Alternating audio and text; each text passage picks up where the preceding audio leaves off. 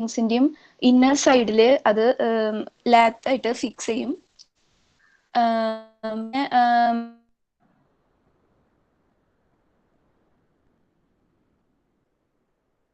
ാണ് ഈ ലാത്ത് യൂസ് ചെയ്യുന്നത്. പിന്നെ ലാത്ത് എന്ന് പറയുന്നത് സിംപ്ലി വുഡിന്റെ കാര്യം പറയുകയാണെങ്കിലും അതിന്റെ ടൈപ്പ് മെറ്റൽ ആയിട്ടുണ്ട്, അതുപോലെ തന്നെ ജിപ്സം ആയിട്ടുണ്ട്. പിന്നെ ഈ ലാത്തിന്റെ ഒരു എലമെന്റ് ആണ് ഈ കീ എന്ന് വെച്ചിട്ടുണ്ടെങ്കിൽ അതിന്റെ പ്ലാസ്റ്റർ ഹോൾഡ് ചെയ്യാൻ വേണ്ടിയിട്ട് അതിലുള്ള ഹോൾസ് അല്ലെങ്കിൽ ജസ്റ്റ് ഇപ്പോൾ വുഡ് ആണെങ്കിൽ അതിന്റെ ഇടയിലുള്ള ഗ്യാപ്സ് ആണ് കീസ്. 3 ടൈപ്സ് ഉണ്ട്: വുഡ്, റോക്ക്, മെറ്റൽ. വുഡൻ ലാത്തിൽ പറയുമ്പോൾ വുഡൻ ലാത്താണ് ബേസിക് ഫോം ആയിരുന്നത് ലാത്തിൽ യൂസ് ചെയ്ത. ഇന്നത്തെ കാലത്ത്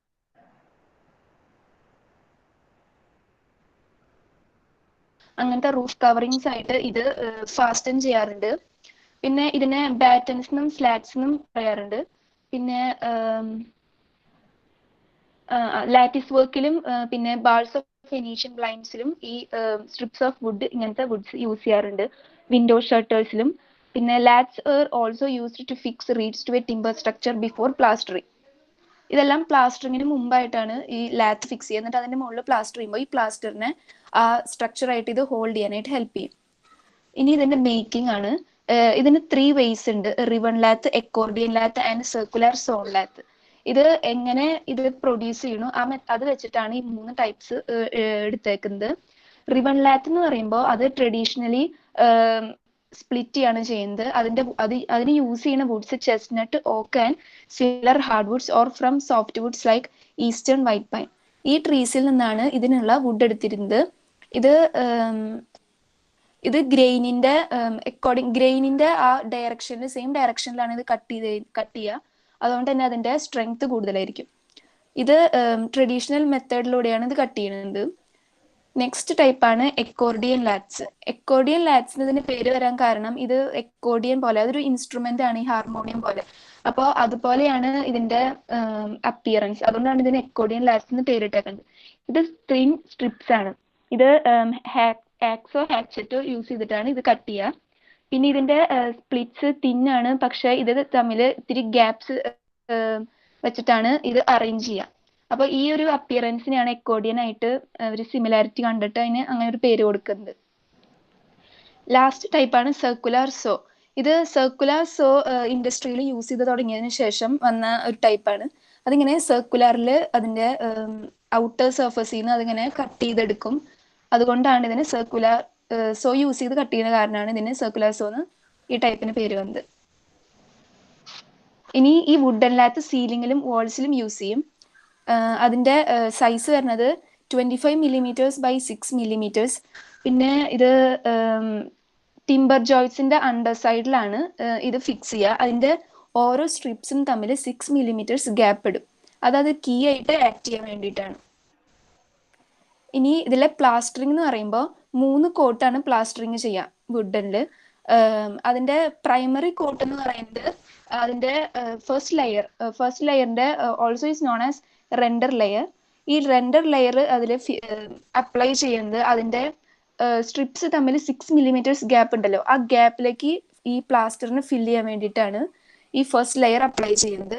അപ്പോൾ അതിന്റെ തിക്നെസ് 6 millimeters തന്നെ, 1/4 inch തിക്നെസ് തന്നെയായിരിക്കും. സെക്കൻഡ് ലെയർ എന്ന് പറയുന്നതാണ് ഫ്ലോട്ടിംഗ് കോട്ടിംഗ്. അത് അപ്ലൈ ചെയ്യുന്നത് ഇത്തിരി കൂടിയും ഒരു സ്മൂത്ത് ഫിനിഷ് കിട്ടാൻ വേണ്ടിയിട്ടാണ്. തേർഡ് ലെയറിന് മുമ്പായിട്ട് ഒരു സ്മൂത്ത് ലെയർ കിട്ടാൻ വേണ്ടിയിട്ട്. അതിന്റെ തിക്നെസ്സും 6 millimeters, 1/4 inch ആണ്. ഇനി തേർഡ് ലെയർ ആണ് സെറ്റിംഗ് ലെയർ. ഈ സെറ്റിംഗ് ലെയർ എന്ന് പറയുന്നത് അതിന്റെ അവസാനത്തെ ലെയർ ആയ കാര്യം തന്നെ ഒരു സ്മൂത്ത് ഫിനിഷിന് വേണ്ടിയിട്ട്, ഇനി ഡെക്കറേഷൻ ഒക്കെ ചെയ്യുന്നുണ്ടെങ്കിലും അതിനൊരു സ്മൂത്ത് ഫിനിഷിന് വേണ്ടിയിട്ടാണ് ഈ ലെയർ അപ്ലൈ ചെയ്യുന്നത്. ഇത് ഫിനിഷ് ചെയ്യുക സാധാരണ വൈറ്റ് വാഷോ ഓർ ഡിസ്റ്റംബർ ആയിട്ടാണ്. പിന്നെ ലെയർ ഇതിന്റെ തിക്നെസ് വരുന്നത് 3 millimeters ആണ്, 1/8 inch. പിന്നെ ഇതിന്റെ lime putty to sand ratio വരുന്നത് ഫസ്റ്റ് ആൻഡ് സെക്കൻഡ് ലെയേഴ്സിൽ 1:3 ആണ്. ഇതിൽ പിന്നെ ഈ മിക്സ്ചറിൽ എനിമൽ ഹെയർസും ആഡ് ചെയ്യാറുണ്ട് ഇതിന്റെ ബൈൻഡിങ് പ്രോപ്പർട്ടി കൂട്ടാൻ വേണ്ടിയിട്ട്.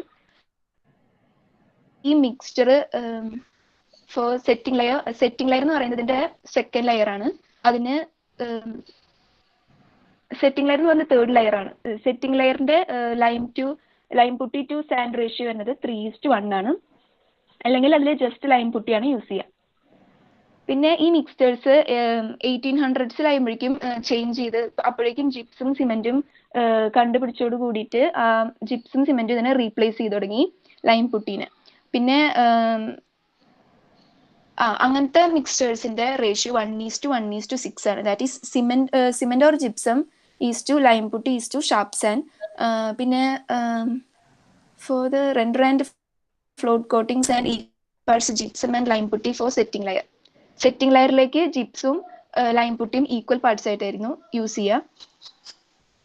പിന്നെ ഈ വുഡൻ ലാത്ത് ഇൻസ്റ്റാൾ ചെയ്യാനും ഈ പ്ലാസ്റ്റർ ചെയ്യാനായിട്ട് സ്കിൽഡ് വർക്കേഴ്സ് അത്യാവശ്യമായിരുന്നു. പിന്നെ കുറെ ടൈം എടുത്തിരുന്നു. അത് ഇതിൻ്റെ ഒരു ഡിസഡ്വാൻറ്റേജ് ആയിരുന്നു. പിന്നെ അതുകൊണ്ട് തന്നെ ഇതില് പ്ലാസ്റ്റർ ബോർഡ് പിന്നെ വന്നപ്പോൾ ഇതിന്റെ യൂസേജ് കുറഞ്ഞു വന്നു. പിന്നെ പ്ലാസ്റ്റർ ബോർഡ് ആയി. 20th സെഞ്ചുറിയോട് കൂടിയിട്ട് ഇത് ഒരുമാതിരി റീപ്ലേസ് ചെയ്തു. പിന്നെ വരുന്നതാണ് ഒരു കൗണ്ടർ ലാത്ത്. കൗണ്ടർ ലാത്ത് എന്ന് വെച്ചിട്ടുണ്ടെങ്കിൽ ഇപ്പോൾ നമ്മൾ ലാത്തിൽ പറഞ്ഞത് ഒരു സെയിം ഡയറക്ഷനിലാണ് ഈ സ്ട്രിപ്സ് അറേഞ്ച് ചെയ്തിരുന്നത്. അപ്പോൾ അതിന്റെ ബാക്ക് സൈഡിലായിട്ട് ഓപ്പോസിറ്റ് ഡയറക്ഷനിൽ സ്ട്രിപ്സ് അറേഞ്ച് ചെയ്യാണ്. അങ്ങനെ വരുമ്പോൾ ഈ ഫ്രണ്ടിലെ ലെയർ മെയ്സൺറി വോൾ ആയിട്ടുള്ള കോണ്ടാക്ട് കുറയാണ്. അവിടെ ഒരു ഗ്യാപ്പ് ക്രിയേറ്റ് ചെയ്യാണ്. അപ്പോൾ അവിടെ ഒരു ഇപ്പൊ ഗ്യാപ്പ് കൂടുമ്പോൾ അതിന്റെ ഇടയിലേക്ക് പ്ലാസ്റ്റർ ഫസ്റ്റ് ലെയർ നമ്മൾ അപ്ലൈ ചെയ്യുമ്പോൾ ആ പുറത്തെ പ്ലാസ്റ്ററും ഈ ലാത്തും തമ്മിലുള്ള ആ ഒരു ബോണ്ടിങ് കൂടും. അപ്പൊ അതൊരു കീ ആയിട്ടാണ് ആക്ട് ചെയ്യുന്നത്. കീയുടെ ടോപ്പിക് ഇനി ലാസ്റ്റ് വരുന്നുണ്ട്. ഇനി റോക്ക് ലാത്ത് ആണ് നെക്സ്റ്റ്. റോക്ക് ലാത്തിന് കുറെ പേരുകളുണ്ട്. Plaster board, wall board, sheet rock, gypsum board, buster board, custard board or gypsum panel. ഇതൊരു ട്രഡീഷണൽ മെത്തേഡാണ് പ്ലാസ്റ്ററിനെ സപ്പോർട്ട് ചെയ്യാൻ വേണ്ടിയിട്ട് യൂസ് ചെയ്യുന്നത്. ഇത് പണ്ടത്തെ ബിൽഡിംഗ് തൊട്ടേ ഇത് യൂസ് ചെയ്ത് വന്നിരുന്നു. പിന്നെ വുഡ് ലാത്തിന് ഇപ്പൊ നമ്മൾ പറഞ്ഞു അതിന് കുറെ മെറ്റീരിയലും പിന്നെ എക്സ്പെൻസീവ് ആണ്, ടൈം വേണം, പിന്നെ സ്കിൽഡ് ലേബേഴ്സ് വേണം. അപ്പോൾ അതിനൊക്കെ അപേക്ഷിച്ച് ഇതിന് അത്രയും സ്കിൽഡ് ലേബേഴ്സും വേണ്ട, അധികം മെറ്റീരിയലും വേണ്ട. ഇതിന് 2 കോട്ടാണ് വേണ്ടു പ്ലാസ്റ്ററിങ്. അവിടെ 3 കോട്ട് നമ്മൾ പറഞ്ഞിരുന്നു. അതുകൊണ്ട് തന്നെ ഇവിടെ ഇത് ഇത്തിരി കൂടിയും എക്കണോമിക്കൽ ആയ കാരണം ഈ വുഡിനെ ഇത് റീപ്ലേസ് ചെയ്തിരുന്നു. ഇനി ഇതിന്റെ മാനുഫാക്ചറിങ് വരുന്നത് ഇത് ജിപ്സം കൊണ്ടാണ് ഉണ്ടാക്കുന്നത്. Calcium sulphate dehydrate. അതിൽ അഡിറ്റീവ്സ് ആഡ് ചെയ്യാം, ആഡ് ചെയ്യാതിരിക്കാം. പിന്നെ ഇതിന് രണ്ട് തിക്ക് പേപ്പർ ഷീറ്റ്സ് അതിന്റെ ഇടയിൽ സാൻഡ്വിച്ച് ചെയ്തിട്ടാണ് ഇതിന്റെ അറേഞ്ച്മെന്റ് വരുന്നത്. അതിനെയാണ് ബേക്കർ പേപ്പർ എന്ന് വിളിക്കുന്നത്. ഇത് plaster is mixed with fiber, typically paper, fiberglass or a combination of these materials and plasticizer, forming in and various additives that can reduce mildew, flammability and water absorption. ഇതൊക്കെ use ചെയ്യും അതില്. പിന്നെ ഇതിന്റെ characteristics ഞാൻ പറഞ്ഞ പോലെ രണ്ട് തിക്ക് പേപ്പറിന്റെ ഇടയിൽ ഈ ജിപ്സം കോർ സാൻഡ്വിച്ച് ചെയ്ത പോലെയാണ് ഇതിന്റെ അറേഞ്ച്മെന്റ്. ഇതിലെ ആ പേപ്പേഴ്സിലെ ഫേസ് സൈഡിലെ പേപ്പേഴ്സ് ജിപ്സം ക്രിസ്റ്റൽസ് ആയിട്ട് ഇൻഫ്യൂസ്ഡ് ആണ്. അത് ഈ വെസ്റ്റ് പ്ലാസ്റ്ററിനെ ഹോൾഡ് ചെയ്യാൻ വേണ്ടിയിട്ടാണ് അവിടെ ഒരു മോയ്സ്ചർ റെസിസ്റ്റൻസ് ഉള്ള പേപ്പേഴ്സ് ആണ് യൂസ് ചെയ്യുന്നത്. അത് ഈ മെയ്സണറി വാളിൽ നിന്ന് ഈ ജിപ്സം കോറിലേക്ക് മോയ്സ്ചർ കടന്നിട്ട് ആ ജിപ്സം സോഫ്റ്റിനാവാതിരിക്കാൻ വേണ്ടി അത് പ്രിവെന്റ് ചെയ്യും. പിന്നെ സം ടൈപ്സിൽ ഇങ്ങനെ ഹോൾസ് കാണും. ഈ ഹോൾസ് കീസ് ആയിട്ട് ആക്ട് ചെയ്യും. ഇതിന്റെ സൈസസ് വരുന്നത് 16 inches by 48 inches, പിന്നെ 3/8 inches thickness. പിന്നെ ഇത് ഈസിലി കട്ട് ചെയ്യാനും സൈറ്റിൽ ഈസിലി കട്ട് ചെയ്യാനും യൂസ് ചെയ്യാനും എളുപ്പമാണ്. പിന്നെ ഇതിന്റെ ഫീച്ചേഴ്സ്, ഇത് വുഡ് ലാത്തിന് പകരമായിട്ടാണ് ഇത് യൂസ് ചെയ്യുന്നത്. ഇത് നോൺ കമ്പസ്റ്റബിൾ ആണ്, easy to use and can give better results. പിന്നെ ഇതിന്റെ ഇതൊരു റിജിഡ് ആണ്, അതുകൊണ്ട് ഇതിനെ ബെൻഡ് ചെയ്യാനായിട്ട് ബുദ്ധിമുട്ടാണ്. അതുകൊണ്ട് സ്ട്രേറ്റ് വാൾസിലാണ് ഇത് യൂസ് ചെയ്ത് വരുന്നത്. പിന്നെ ഡേർട്ട് ഫിൽട്ടർ ചെയ്യാൻ ഇത് തടയും. അതുകൊണ്ട് തന്നെ ഇതൊരു ക്ലീൻ സർഫസ്, സ്റ്റെയിൻ ഇല്ലാത്തൊരു സർഫസ് ക്രിയേറ്റ് ചെയ്യാനും നല്ലതാണ്. പിന്നെ ഇത് ഇൻസുലേറ്റിംഗ് ആണ്, strengthens the framework of the structure and the gypsum body is fire resistant. പിന്നെ ലീസ്റ്റ് എമൗണ്ട് ഓഫ് മോർട്ടറേ വേണ്ടു, ആകെ 2 കോട്ടിങ്ങാ വേണ്ടു. പിന്നെ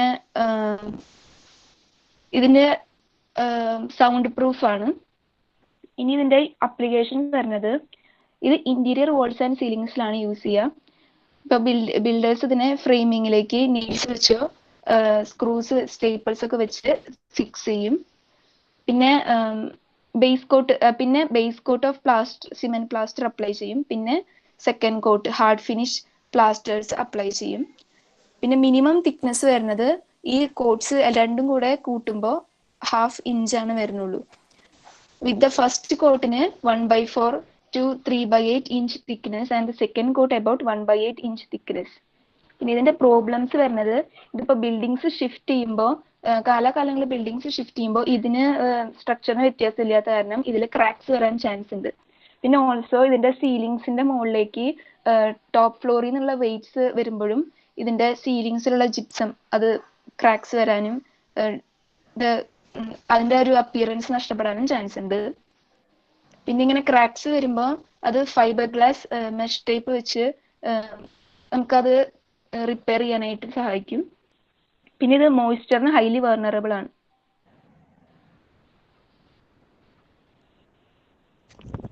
അഞ്ജന, അടുത്തത് മെറ്റല്ലാത്താണ്. മെറ്റല്ലാത്ത് എന്ന് പറയുമ്പോൾ പ്ലാസ്റ്ററിന്റെ ബേസ് ആയി കൊടുക്കുന്നത് ഒരു മെറ്റൽ മെഷ് ആയിരിക്കും. ഈ മെറ്റല്ലാത്തിനെ തന്നെ എക്സ്പാൻഡഡ് മെറ്റല്ലാത്ത് എന്നും പറയാറുണ്ട്.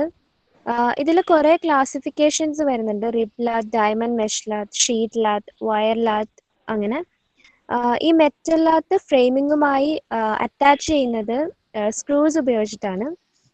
പിന്നെ ഇതിന്റെ ഒരു അഡ്വാൻറ്റേജ് എന്ന് പറയുന്നത്, ഇത് കോംപ്ലക്സ് ഷേപ്സിൽ ബെൻഡ് ചെയ്തെടുക്കാൻ പറ്റും. ഇപ്പം നമ്മൾ വുഡ് ലാത്ത് ആയാലും റോക്ക് ലാത്ത് ആയാലും സ്ട്രെയിറ്റ് ആയിട്ടൊക്കെ തന്നെ ആയിരിക്കും യൂസ് ചെയ്യാൻ പറ്റുക. പക്ഷെ മെറ്റല്ലാത്ത് കർവ്ഡ് ആയിട്ടൊക്കെ യൂസ് ചെയ്യാൻ പറ്റും.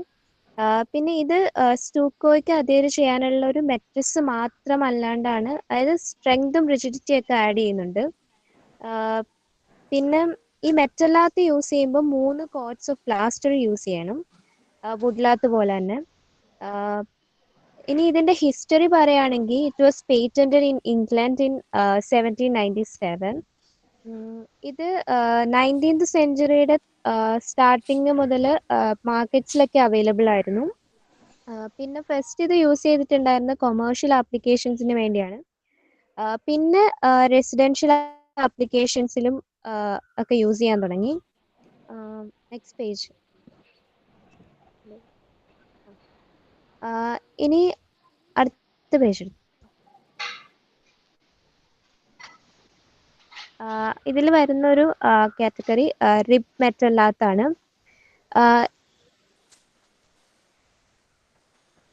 ഇത് ആക്ച്വലി എല്ലാ ടൈപ്സിനെ വെച്ച് നോക്കുമ്പോൾ റിജിഡ് ആയിട്ടുള്ള മെറ്റല്ലാത്സ് ആണ്. ബിക്കോസ് അതിലിങ്ങനെ റിബ്സ് റൺ ചെയ്യുന്നപ്പോഴാണ് ഇത് അറേഞ്ച് ചെയ്തിട്ടുള്ളത്. അപ്പൊ ഈ റിബ്സ് ആണ് അതിന് അഡീഷണൽ സ്ട്രെങ്ത് കൊടുക്കുന്നത്. ഇനി ഈ റിബ് മെറ്റല്ലാത്ത് കൂടുതൽ യൂസ് ചെയ്യുന്നത് സോഫിറ്റ്സിലും സീലിങ്സിലും ഒക്കെയാണ്. ഇതിൽ 2 ടൈപ്സ് ഓഫ് പറയുന്നുണ്ട്, ഹൈ റിബ് ലാത്തും ഫ്ലാറ്റ് റിബ് ലാത്തും. ഇതിൽ മോസ്റ്റ് പോപ്പുലർ ആയിട്ടുള്ളത് ഹൈ റിബ് ലാത്ത് ആണ്. ഈ ഹൈ റിബ് ലാത്ത് വെർട്ടിക്കൽ വാൾസിലും സീലിങ്സിലും ഒക്കെ ഹൊറിസോണ്ടൽ ആയിട്ടാണ് ഇൻസ്റ്റാൾ ചെയ്ത് കൊടുക്കുക. ഫ്ലാറ്റ് റിബ് ലാത്ത് എന്ന് പറയുമ്പോൾ it is ideal for machine applied plaster backed with 2 strips of backing papers. അടുത്ത പേജ്.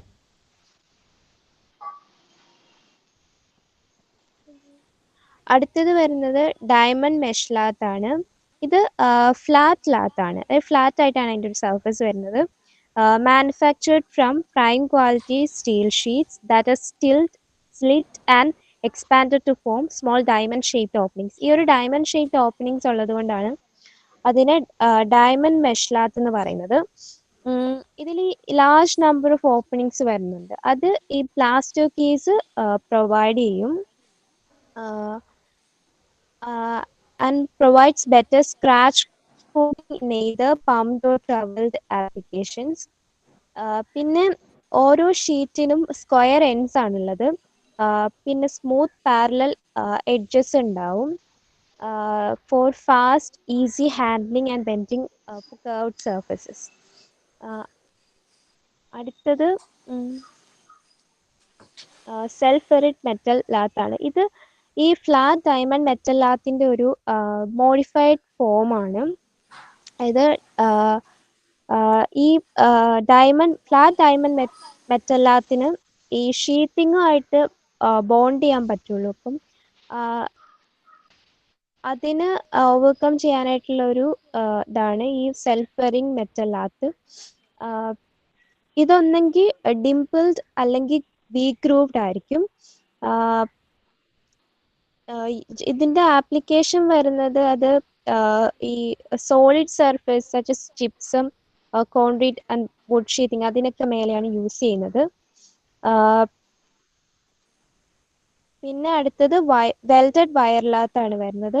ഇത് ആക്ച്വലി ഈ കുറെ വയേഴ്സ് വെൽഡ് ചെയ്ത് വച്ചിട്ട് ഉണ്ടാക്കുന്നതാണ്. ഹലോ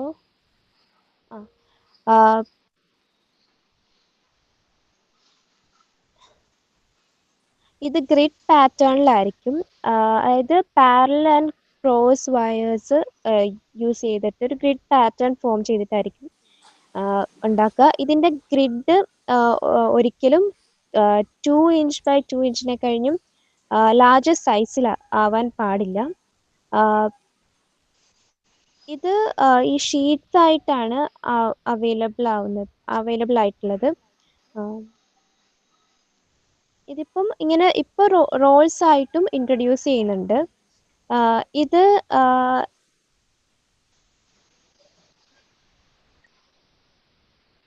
ഇതിന് പേപ്പർ ബാക്കിംഗ് അങ്ങനത്തെ കാര്യങ്ങളൊന്നും കൊടുത്തിട്ടില്ല. ഇത് പിന്നെ ഹെവിയർ ആണ്.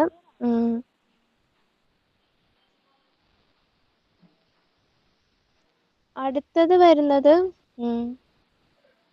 Paper backed metal ലാത്താണ്.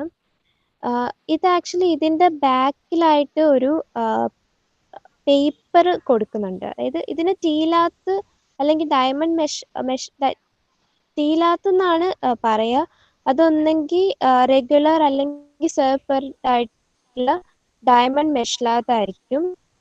To which offset asphalt saturated craft building paper has been applied. അതായത് ഈ ഒരു ടൈപ്പ് പേപ്പർ അതിന്റെ ബാക്കിലായിട്ട് കൊടുക്കുന്നതുകൊണ്ടാണ് ഈ പേപ്പർ ബാക്ക്ഡ് മെറ്റൽ ലാത്ത് എന്ന പേര് വരുന്നത്. ഈ പേപ്പർ ആക്ച്വലി വാട്ടർ റെസിസ്റ്റന്റ് ആണ്, ഹൈലി വേപ്പർ പെർമിയബിളും ആണ്. ഇനി അടുത്ത ലാത്ത് നെറ്റ് ആണ്. ഇത് അതായത് ഈ പേപ്പർ ലാത്തിന് സിമിലർ ആണ്. ഡ്രെയിനേജ് പ്ലെയിൻ സിസ്റ്റത്തിലൊക്കെ യൂസ് ചെയ്യുന്ന ഇതാണ്. പിന്നെ വരുന്നത് സ്ട്രിപ്പ് മെറ്റൽ ലാത്താണ്. ഈ സ്ട്രിപ്പ് മെറ്റൽ ലാത്ത് എന്ന് പറയുമ്പോൾ ഈ ഡയമണ്ട് മെറ്റൽ ലാത്തിന്റെ ഒരു ആ ഒരു ടൈപ്പ് തന്നെയാണ്. ഇത് ഇങ്ങനെ സ്ട്രിപ്സ് ആയിട്ടായിരിക്കും അറേഞ്ച് ചെയ്തിട്ടുണ്ടാവുക. പിന്നെ it is normally attached diagonally at the corner of all openings as doors, windows or areas prone to crack for reinforcement. പിന്നെ used to span pipe chases or reinforce other stress points such as the corners of openings in the stucco membrane within the lathi system. അങ്ങനെ അതൊക്കെയാണ് ഇതിന്റെ uses വരുന്നത്. പിന്നെ glass fibre ലാത്താണ്. ഇത് actually glass fibres എന്താ ഈ square കോൺഫിഗറേഷൻസിൽ woven ചെയ്ത് എടുത്തിട്ടുള്ളതാണ്. ഇത് ഈ ലാത്ത് ഇൻഡസ്ട്രിയിൽ ഒരു ന്യൂ കമർ ആണ്. ലൈറ്റ് വെയ്റ്റ് കൊറോസീവ് റെസിസ്റ്റന്റ് ലാത്താണ് and it is easy to hang. പിന്നെ ഇത് ഹൈ സോൾട്ട് ഏരിയാസിലൊക്കെ യൂസ് ചെയ്യാൻ പറ്റുന്ന ഒരു ടൈപ്പാണ്. അടുത്തത് കോർണർ ലാത്താണ്.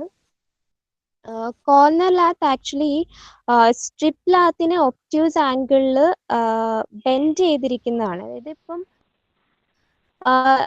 ഈ കോർണേഴ്സിലൊക്കെ യൂസ് ചെയ്യാനായിട്ട്, അതായത് രണ്ട് വാൾസ് മീറ്റ് ചെയ്യുന്ന പോയിന്റിലോ അല്ലെങ്കിൽ വാൾസും സീലിങ്സും മീറ്റ് ചെയ്യുന്ന പോയിന്റിലോ അല്ലെങ്കിൽ വാളും പോയിന്റിലൊക്കെ യൂസ് ചെയ്യാൻ പറ്റുന്ന ഇതാണ് കോർണർ ലാത്ത്. ഫീച്ചേഴ്സ് എന്ന് പറയുമ്പം ക്രാക്കിംഗ് റെസിസ്റ്റൻസ് ഉണ്ട്, ഫയർ റെസിസ്റ്റൻസ് ഉണ്ട്. പിന്നെ ഇത് എക്സ്റ്റീരിയർ ആൻഡ് ഇന്റീരിയർ വാൾസിൽ, സീലിംഗ്സിൽ, ഫ്ലോർ കൺസ്ട്രക്ഷൻസിലൊക്കെ യൂസ് ചെയ്യുന്നുണ്ട്. പിന്നെ ഇപ്പോൾ ഓർണമെന്റൽ ഡിസൈൻ അങ്ങനെയുള്ള ആപ്ലിക്കേഷൻസിലൊക്കെയും യൂസ് ചെയ്യുന്നുണ്ട്.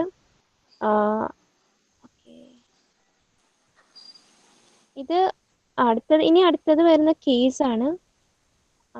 അനുനന്ദ്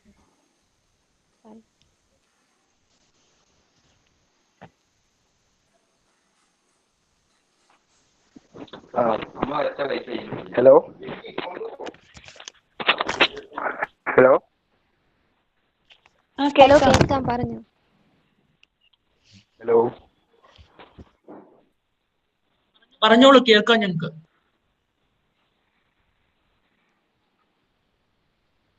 അനന്ത് പറഞ്ഞോളൂ. ഹലോ പറഞ്ഞോളൂ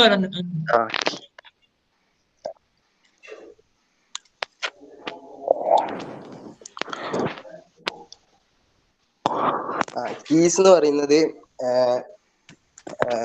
ഈ മെറ്റൽ ലാത്തും വുഡൻ ലാത്തിന്റെയും ഇടയിൽ ഇടയിൽ വരുന്ന ഈ പ്ലാസ്റ്ററിങ്ങിന്റെ ഫൈൻ അഗ്രിഗേറ്റും കോഴ്സ് അഗ്രിഗേറ്റും ഒക്കെ കൂടി വരുന്ന ഈ പ്ലാസ്റ്റർ ബോണ്ടിങ് റെഡിയാക്കുന്ന ഒരു യൂസാണ് കീസും കൊണ്ടുള്ളത്. ഈ കീസ് ഇപ്പോൾ അതില് ഈ ലയത്തിന്റെ ഒക്കെ ഇപ്പൊ വുഡൻ ലയത്തേലും മെറ്റൽ ലയത്തേലും രണ്ടിന്റെ ഇടയിൽ വരുന്ന സൈഡിലൊക്കെ വരുന്ന ഗ്യാപ്പും ഹോളും ഒക്കെ അതിലൂടെ പ്ലാസ്റ്റർ ഇങ്ങനെ ഇറങ്ങി പോകുമ്പോൾ ഇറങ്ങി പോകുന്ന ഈ മെക്കാനിസത്തിനാണ് കീസ് എന്ന് പറയുന്നത്. അത് കെമിക്കൽ ബോണ്ട് വഴിയാണ് ഇതാക്കുന്നത് പ്ലാസ്റ്ററിനെയും ലയത്തിനെയും തമ്മിൽ.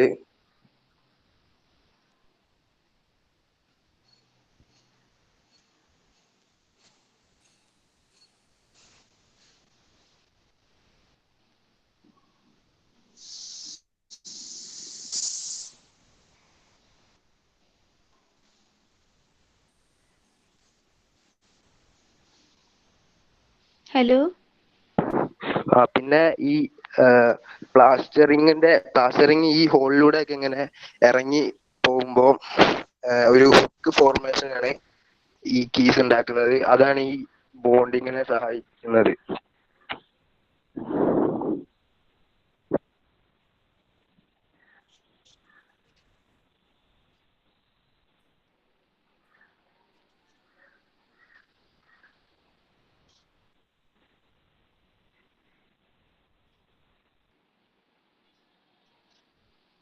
അനുനന്ദ്,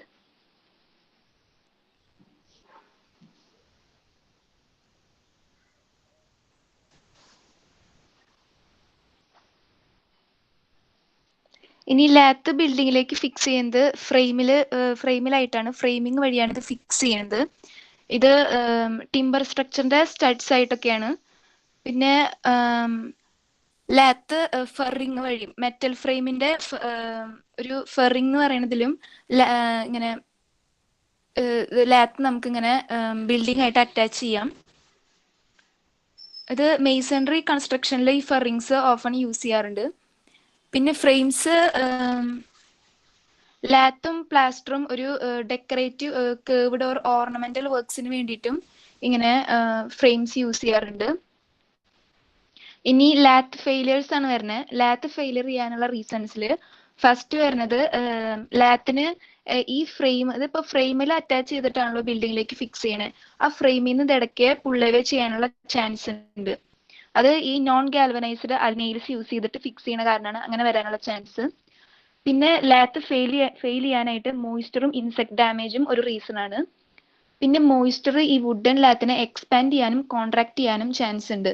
പക്ഷെ അതിനോടൊപ്പം ഈ പുറത്തെ പ്ലാസ്റ്റർ എക്സ്പാൻഡ് ചെയ്യോ കോൺട്രാക്ട് ചെയ്യോ ചെയ്യാത്ത കാരണം അതിൽ ക്രാക്സ് വരാനായിട്ട് ചാൻസ് ഉണ്ട്. പിന്നെ ഫെയിലിയർ വരാനായിട്ട് പ്ലാസ്റ്റർ കീസിൽ വരാൻ ചാൻസ് ഉണ്ട്. ഈ കീസ് കുറെ കാലം കഴിയുമ്പോൾ അത് ഡിറ്റീറിയറേറ്റ് ചെയ്യാനും ക്രാക്ക് ചെയ്യാനുള്ള ചാൻസ് ഉണ്ട്. അപ്പോൾ അങ്ങനെ വരുമ്പോൾ അതിന്റെ പ്ലാസ്റ്ററിന് ഹോൾഡ് ചെയ്യാനുള്ള എബിലിറ്റി നഷ്ടപ്പെടും. എനിമൽ ഹെയർ ആഡ് ചെയ്യുമെന്ന് പറഞ്ഞു. അപ്പൊ ആ എനിമൽ ഹെയർ ആഡ് ചെയ്യുമ്പോൾ ഈ ഒരു പ്രോബ്ലം സോൾവ് ചെയ്യാനായിട്ട് ഹെൽപ്പ് ചെയ്യും. പിന്നെ പ്രോബ്ലംസ് കീസിലേക്ക് വരാനുള്ള വേറൊരു കാര്യം എന്ന് വെച്ചാൽ ഈ കീസ് ലാത്ത് അടുത്തടുത്ത് ഇപ്പോൾ ലാത്തിന്റെ ഇപ്പം വുഡൻ ലാത്ത് നമ്മൾ പ്ലേസ് ചെയ്യുമ്പോൾ മിനിമം 6 millimeters ഗ്യാപ്പ് വേണമെന്ന് പറഞ്ഞിരുന്നു. അപ്പൊ അത്രയും ഗ്യാപ്പ് ഇല്ല, അതിലും കുറച്ച് ഗ്യാപ്പ് ഉള്ളൂന്നുണ്ടെങ്കിലും ഈ കീസ് അതിന്റെ ഫങ്ഷൻസിന് ശരിക്ക് കിട്ടില്ല. അതിന്റെ സ്പേസ് കുറവായ കാരണം ആ കീസിലേക്ക് ശരിക്കും ഹോൾഡ് ചെയ്യാനായിട്ട് പറ്റില്ല പ്ലാസ്റ്ററിന്. പിന്നെ ഈ വാൾസും സീലിങ്സും ഒക്കെ കാലാകാലങ്ങൾ കഴിയുമ്പോൾ സാഗിങ് ചെയ്യും. അതും ഈ കീ ഫെയിലിയറിന് ഒരു റീസൺ ആയിരിക്കും. അപ്പോൾ വേഴ്സ്റ്റ് കേസ് വരെ ഈ പ്ലാസ്റ്റർ ബ്രേക്കേജും കൊളാപ്സ് ആണ്. ഇനി ഇതിന്റെ റിപ്പയർ മെത്തേഡ്സ് ആണ്. ഈ ഡാമേജ് ചെയ്ത ലാത്തും പ്ലാസ്റ്ററും ഈ റിപ്പയർ ചെയ്യുന്നതാണ് മോർ എക്കണോമിക്കൽ റീപ്ലേസ് ചെയ്യുന്നേക്കാളും. പിന്നെ പ്ലാസ്റ്ററിനാണ് റിപ്പയർ വേണ്ടത്, ലാത്തിന് തന്നെ ആയിരിക്കില്ല. പിന്നെ as long as the lathi and the first quotes, ഇപ്പോൾ ഫസ്റ്റത്തെ കോട്ട്സ് ഒക്കെ ലാത്തും ഡാമേജ്ഡ് അല്ലെങ്കിൽ അതിന്റെ എക്സ്റ്റീരിയറിൽ നിന്ന് നമുക്ക് റിപ്പയർ ചെയ്ത് വരാം. അത് ഇത്തിരി കൂടിയും സിമ്പിൾ ആയിരിക്കും. പിന്നെ ലാർജർ ക്രാക്സ് ഒക്കെ ഉണ്ടെങ്കിൽ നമുക്ക് ഇതിന്റെ ലാത്തിന്റെ അവിടെ നിന്നുള്ള ഫസ്റ്റ് കോട്ട് തന്നെ നമുക്ക് റിപ്പയർ ചെയ്യേണ്ടി വരും.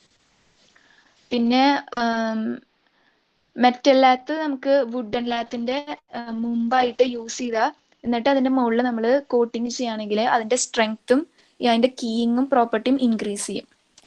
പിന്നെ ലാത്തിന്റെ ബാക്ക് സൈഡ് ആക്സസിബിൾ ആണെങ്കിൽ അവിടെ ന്യൂ കീസ് ആഡ് ചെയ്തിട്ട് പിന്നെ പ്ലാസ്റ്റർ ചെയ്യുന്നതായിരിക്കും ഇത്തിരിയും കൂടെ നല്ലത് റിപ്പയർ ചെയ്യുമ്പോൾ. പിന്നെ bracing and failing plaster in place. Bonding agent ഇപ്പോൾ പ്ലാസ്റ്ററിന്റെ ഈ ഫെയിലിയർ ഒക്കെ വരുമ്പോൾ ഒരു ബോണ്ടിങ് ഏജന്റ് ഈ back side of lathi apply ചെയ്യുകയാണെങ്കിൽ അതിന്റെ ആ ഗ്യാപ്സ് ഒക്കെ ഫില്ല് ചെയ്തിട്ട് അതിന്റെ സ്ട്രെങ്ത് കൂട്ടാനായിട്ട് ഹെൽപ്പ് ചെയ്യും. ഇനി ലാത്തിന്റെ